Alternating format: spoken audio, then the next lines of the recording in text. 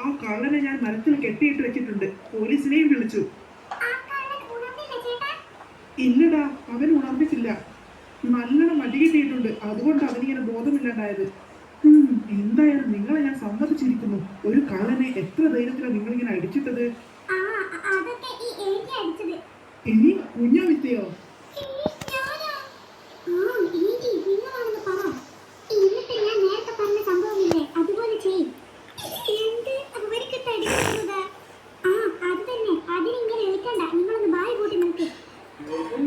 എന്നാലും കുഞ്ഞാവിത്ത, നിങ്ങളൊരു സംഭവം തന്നെ. എന്നാലും നിങ്ങളിങ്ങനെ ഒരു കള്ളനിങ്ങനെ അടിച്ചിട്ടത്?